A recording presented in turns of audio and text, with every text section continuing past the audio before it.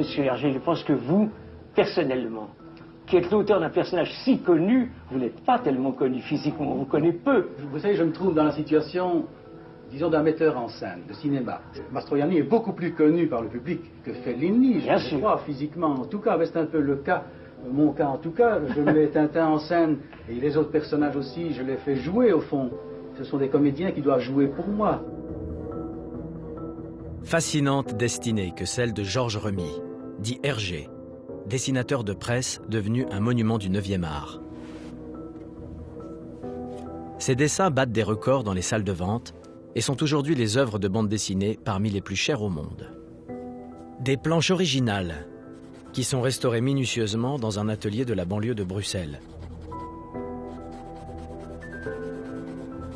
Paradoxe que celui de ces dessins reconnus œuvres d'art quand les albums dont ils sont issus sont vendus à des millions d'exemplaires sur tous les continents. On parle pour Tintin de plus de 200 millions d'exemplaires vendus.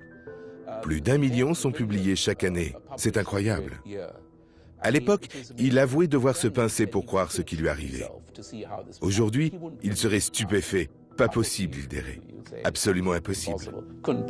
Si c'est universel et si effectivement ça parle encore à tous les âges, c'est parce qu'il y a un système. Il y a un système créé qui est extrêmement efficace. C'est huilé, c'est ficelé, c'est inattaquable. C'est comme un objet d'horlogerie, quoi, Tintin.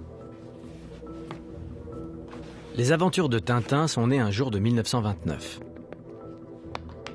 Pendant plus de 50 ans, Hergé sera obligé de vivre avec son héros de papier à ses côtés. Pour le meilleur et pour le pire. Hergé a dit « Tintin, c'est moi ». Le croiriez-vous, dans Tintin, j'ai mis toute ma vie. Et toute ma vie, évidemment, ça veut dire que vraiment, il a sacrifié beaucoup de choses à Tintin. Et ce qui est magnifique avec Tintin,